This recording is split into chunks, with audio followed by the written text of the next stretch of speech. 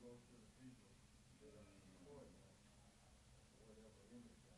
Right. Okay. They ain't got it set up like that now, but. Right. But you said it's a sports shop now. Yeah, we can do it.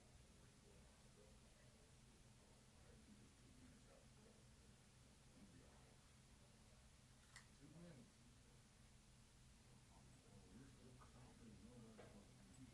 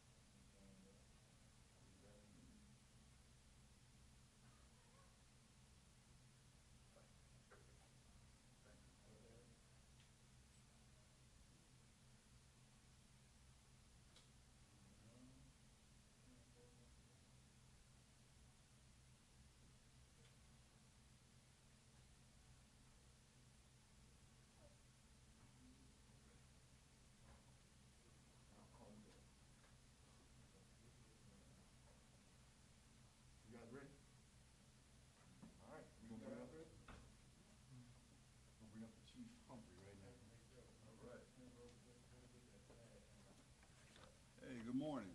How's everybody? So I want to thank you all for coming out today, and we want to give you some year in, talk a little bit, recap this year about the things we've done. I know that last year, at the end of the year, we saw throughout the nation, we saw an increase in violent crime. I think we do a really good job here. As a matter of fact, I know we do a really good job here of taking our intel and our statistical information, our data, to kind of forecast what we're looking for. And I think we did a really good job in doing that. As you all know, last year, we reassigned our community resource officers.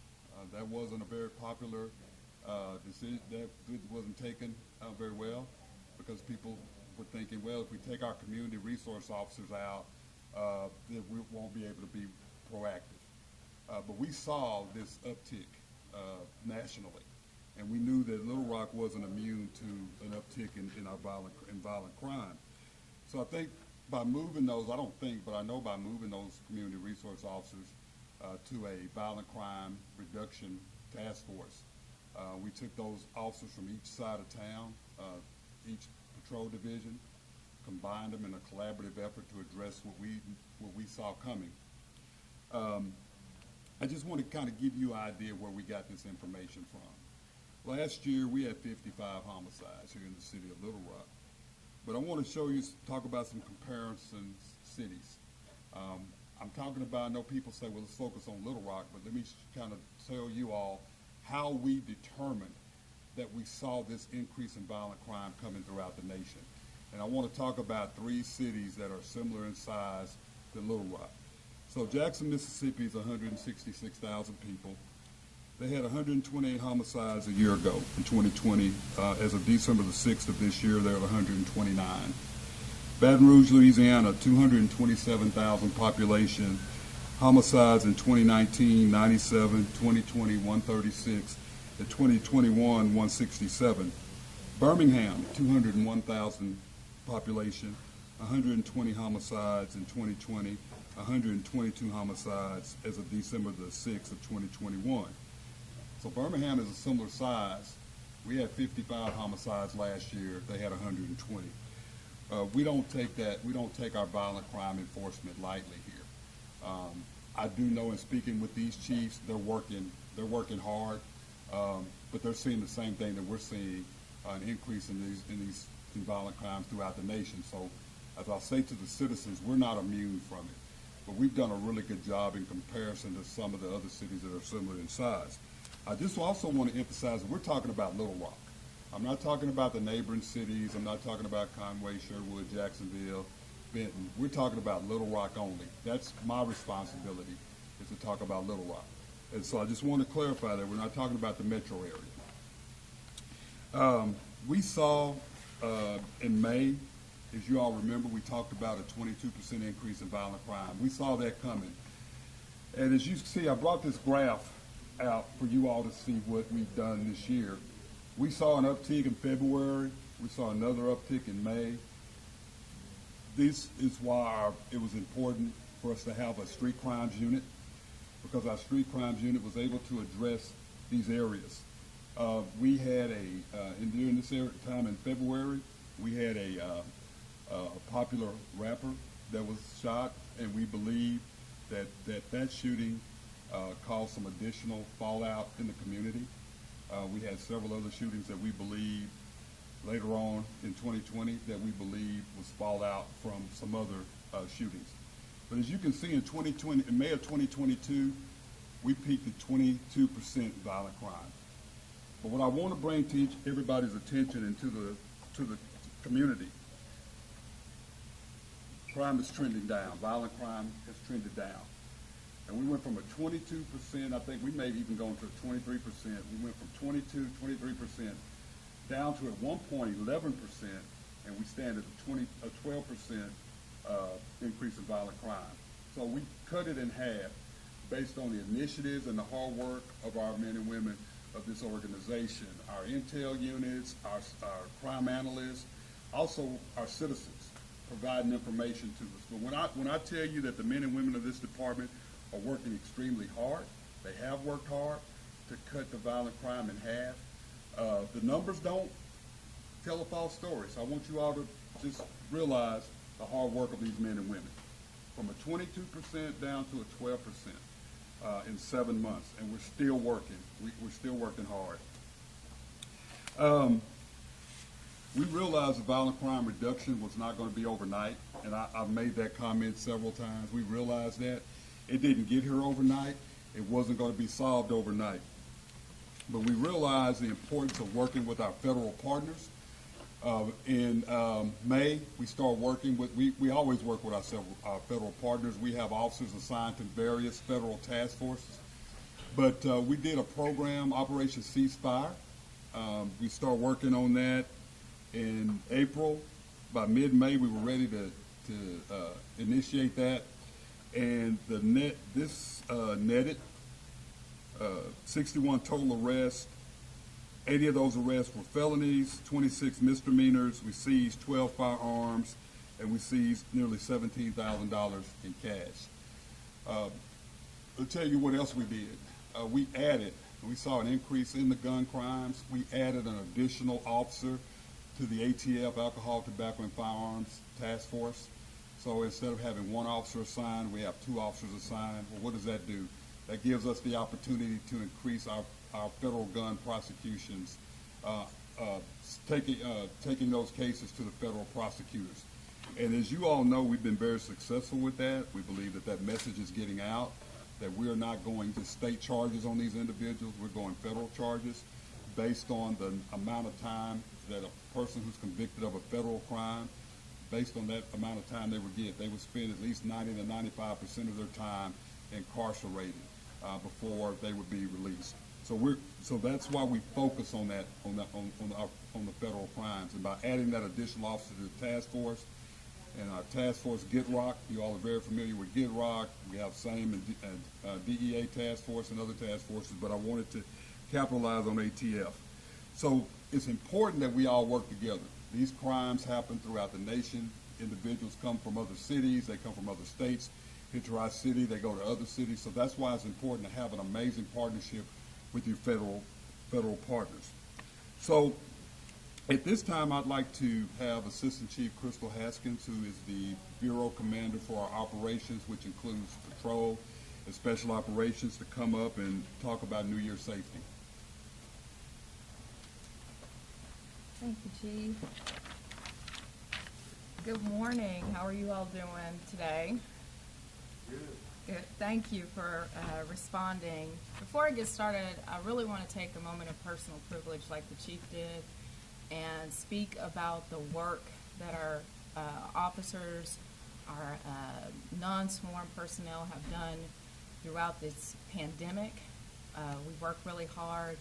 We've integrated new technologies into our day-to-day operations, and our workforce has been able to not only do their jobs, but come online with our new CAD system, our body-worn cameras, all of that while still going out and answering calls for service. Additionally, we've had a number of different details for all of the crime trends and citizen complaints regarding community nuisances, and our officers have been flexible. I thought being flexible was just going to be for 2020. It turned out that was our mantra also for 2021. We've reassigned officers, we've changed their days off, we've changed their shifts, sometimes at a moment's notice, and they really have stepped up to the plate. I can't call all of those officers' names today, but they know who they are. We wouldn't have been able to decrease from 22% down to the 12% without their collective efforts. Our goal for 2022 is to keep our foot on the pedal in terms of trying to suppress violent crime. So I would be remiss if I didn't say how grateful we are for the men and women of the Little Rock Police Department and everything that they've done to make this a safe city. The holidays are coming, and so we know that a lot of people are anticipating being festive. as we all do during the holidays. And so we want to provide some safety tips. We will have extra officers out on extra details to suppress some of the normal activities that we typically see on New Year's Eve and New Year's Day. And we just want to remind people that drinking and driving is illegal, and we just want you all to don't do it. Establish a plan and follow the plan. If you're planning on going to a party, if you're hosting a party, make sure that you designate a designated driver that's going to get your guest home. Plan to use a rideshare service or a taxi service, or just pack an overnight bag and stay at the location where the party's being hosted. We most certainly don't want anyone to be out and driving impaired. You're jeopardizing not only your safety, but the safety of other motorists. And so we're asking the public to please be festive, but don't drink and drive. And if you do drink, establish a plan of action. If you are out driving, we want you to use your defensive driving techniques and make sure that you're watching the other motorists on the road. There are going to be some irresponsible people out there. If you see something, we certainly want you to say something. We will be doing DWI enforcement New Year's Eve, and so we certainly need more eyes on the roadway to alert us to that type of activity. If you're out and you're walking in a lot of our pedestrian-centered locations, we're just asking that you watch where you're walking. Make sure that you walk out into the roadway when it's safe to do so, so pay attention. We've had an uptick in our pedestrian accidents this year, and so we certainly want the citizens to make sure that if they are out walking, that they're doing so safely. Put those cell phones down, walk in well-lit well-lit streets, and use the main roadways. If there's a sidewalk, get on the sidewalk. That's preferred. The celebratory gunfire. We have a spike in our shots fired calls for service on New Year's Eve and New Year's Day, and we're just asking the citizens to refrain from it. It's illegal, number one, and someone can get hurt. What goes up is most certainly going to come down, and with the dense population for our city, it could be a human being that bullet comes down on. So just refrain from the celebratory gunfire. It's irresponsible, and we want to be able to respect our neighbors. But by all means, if you hear gunfire or fireworks in your neighborhood, we want to know about it. We'll have some information out on our social media about how you can report it. You certainly can, if it's not an emergency situation, use the non-emergency telephone number, which is 371-4829. We'll have an email set up that's solely dedicated for fireworks and shots fired calls. If it's not an emergency situation, we want you to use the email. We don't want to overwhelm our call center because we typically have a high volume of calls for service during this holiday. And so we want to make sure that we don't tie up our call takers with taking those non-emergency calls for service. But we will put out that information on our social media. Parents, know the whereabouts of your kids.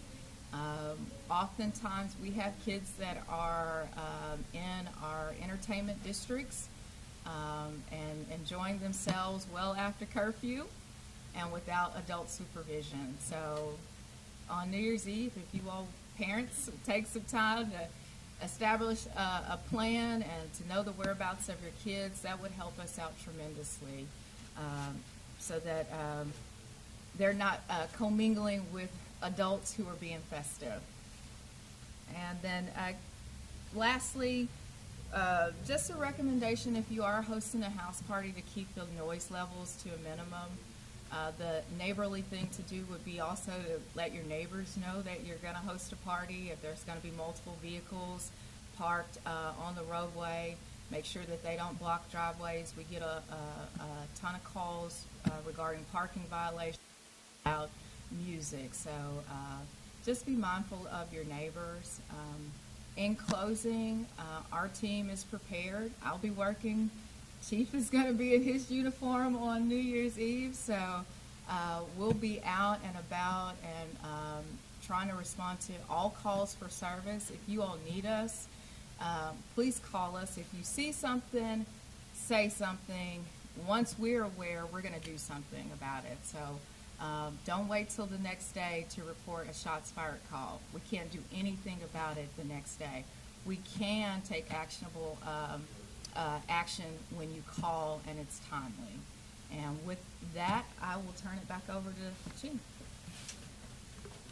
I think I need to say before you all say something that's kind of sarcastic, yes, my uniform does fit.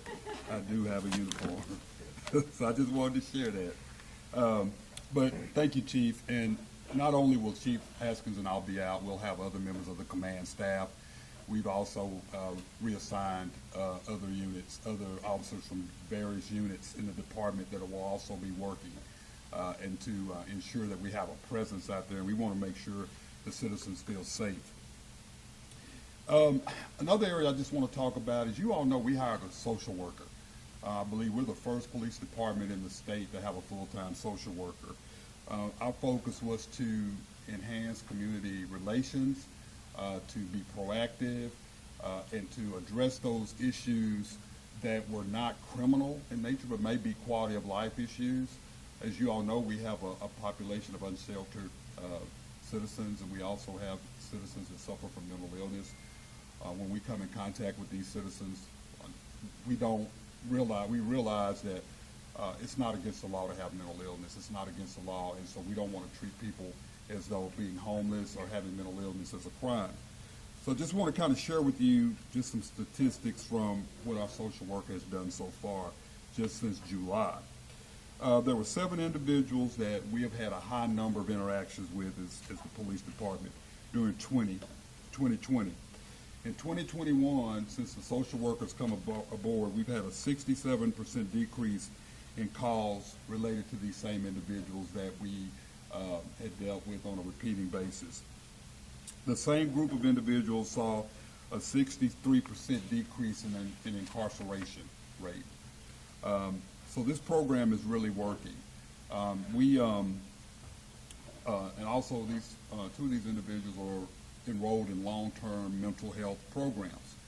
As you all know, the city approved a $1.5 million violent crime reduction fund, and we're excited about that. We believe that 2 additional social workers will be coming out of that, full-time social workers that will be assigned to the police department. There's community programs that will be coming. We talked about conflict resolution. We know that we're working on a program for that. We're working on other programs to address our violent crime that may not be, that's community-based, and also for quality of life that will be coming out in the near future. We'll be talking about that. We're going to use those fundings here in the police department to address, to go along with what we've been doing, the resources we've been doing, but I'm excited about the additional social workers. I think that that's something that's needed in the city. Just that one program, the one social worker has been working out amazing, and so we really believe adding 2 additional social workers. We also, we focused this year on removal of guns off the street. And what I will tell you is that I just kind of want the citizens to kind of think about this. Think about how many more violent crimes would have occurred if we had not have taken nearly 750 weapons off the street this year. That's in 2021. If we had not arrested over 500 individuals that were carrying these weapons. These are illegal weapons. And I just kind of want you to put in perspective what would have happened, or what would our violent crime rate look if these men and women of this police department weren't out here putting these individuals in jail, and also taking these weapons off the street. 750 weapons have been taken off the street by Little Rock police officers in the year 2021. You have to put that in perspective. We talked about, we've had 64 homicides, but so far this year, Birmingham has had 122, and they've taken over 2,500 guns off the street. So as I've said before, there's a gun problem in this nation. There's a violent and guns put in the wrong hands cause problems. And so we're, just in itself between Jackson, between Birmingham and Little Rock, that's 3,000 guns have been taken off the streets. I'll say that again, just in those two cities alone. Now, we're not even talking about what's happened in other cities throughout the nation, but just in those two cities, over 3,000 guns. That shows you how serious this problem is. And, we saw this coming. We saw it coming. COVID threw a lot of things off. But one thing we did see is that people were going to be releasing tension. They were going to be reacting differently. And unfortunately, what we've seen is that reaction has been in violent crimes. And as you can see, I said this through the graph, these officers have been working extremely hard. And in 2022, the work doesn't stop.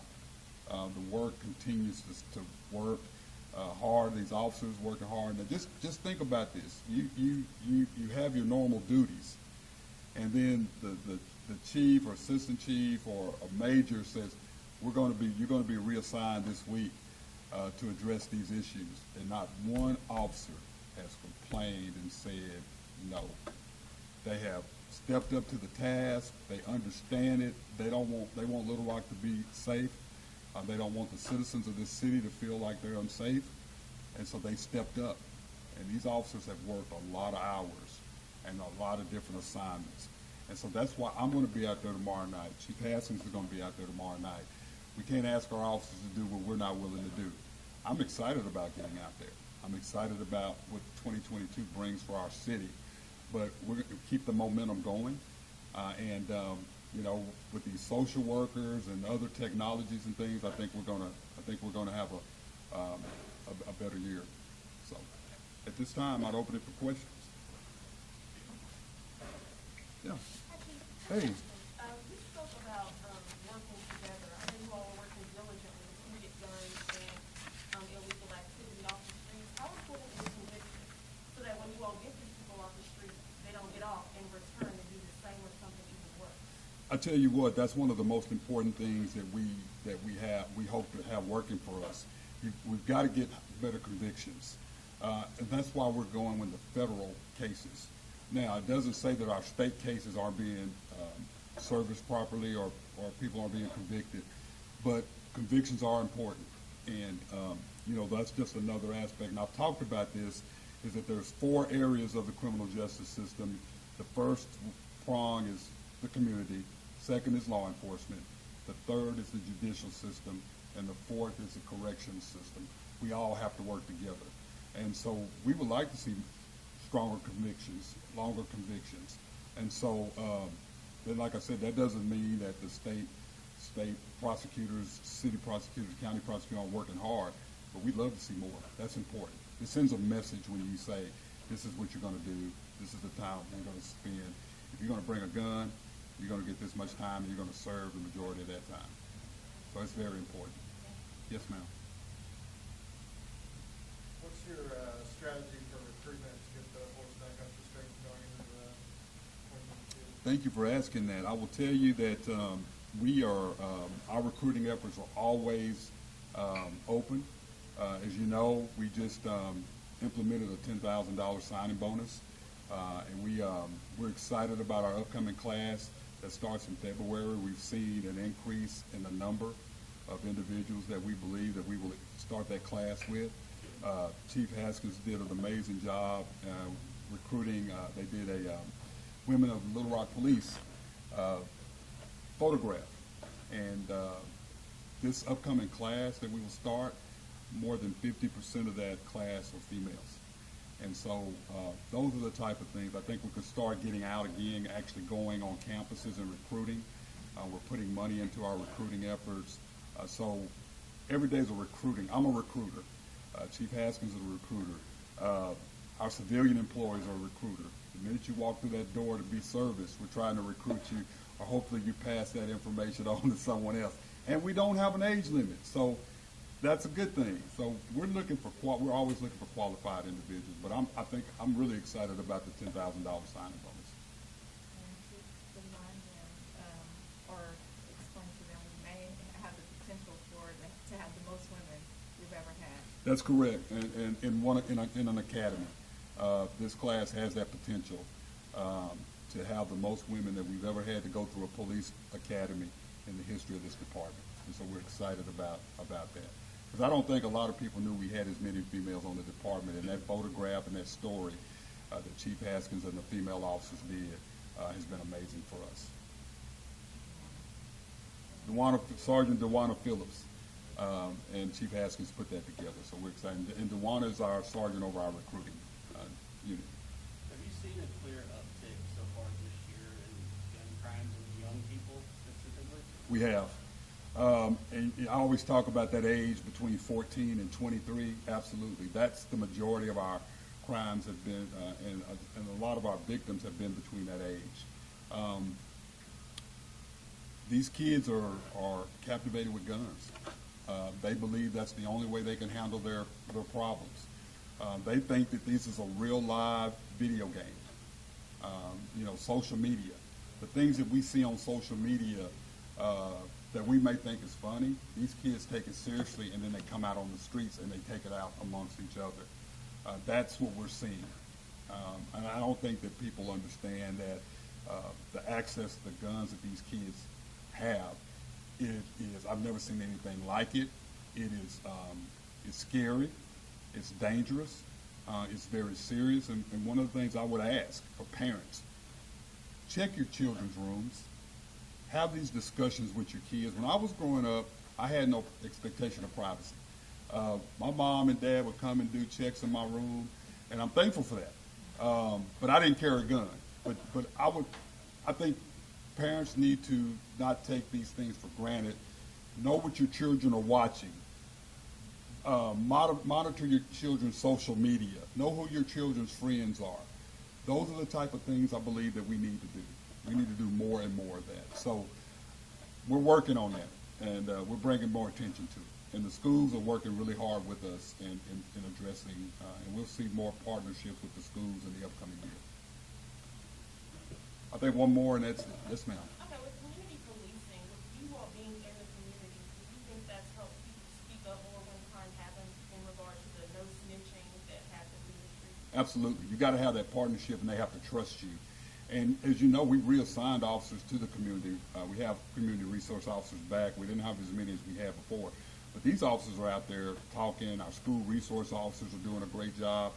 Our street crimes units are talking to people. Me being out in the community, the chiefs being out in the community, all the officers being out, people are starting to trust us. And so that does help a lot. On that real quick, do you think the online reporting has helped with people who want anonymity to make a report so that they are not retaliated against? Does that program help? Absolutely. Yeah, we figured that out, how many man hours we've saved, and keep officers on the street, and that being people to remain anonymous, just to have that resource has been great too. So I just want to wish each and every one of you all a happy new year. Yes, my uniform fits. I'm excited about being out there, and so you guys be safe. Thank you all so much.